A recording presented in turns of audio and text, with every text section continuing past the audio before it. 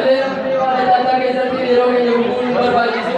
Kanaafuu jaallaan baay'inni biree bakaataa keessas galuuf immoo har'aa akka nama tokkotti dhiyaatanii dhuunfaa eegama.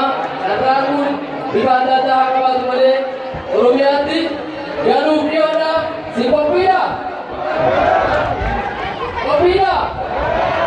Akkas taanu wantaane galuutis waliin galuuf qophiidha.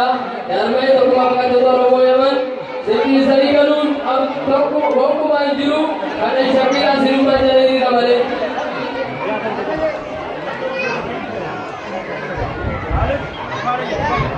Sagantaa keenya amma jibbatti dadhabina malee akkasuma jaalatamtoota fi bifa hawwaadhaan yeroo ammaa kanatti haala dinqisiifamuu kan ta'an hawwisoo jaarmee tokkummaa baqattoota Oromoo Yaman jaala hawwii bilisummaatiin sin dabarsuu barbaada. Jaala hawwii bilisummaa kana hamilee dhadhabaluu simattan si gaafanna.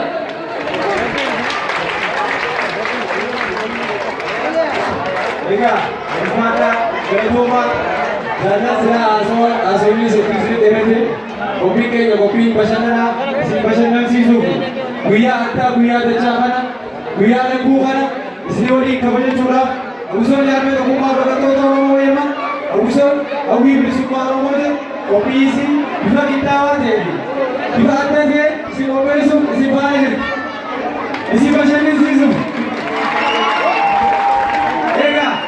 Jechuun maal dubbata? Wanta kola daa'imman dubbatan. Ifama wajjin bashannanuu irratti gammachuudha kan dhufne iddoo kana. Gammachuun keenya yoo wanti dhisne bakka gahu. Garuu wanti kun dhiphaadha bakkuma jirutti gammachuu keenya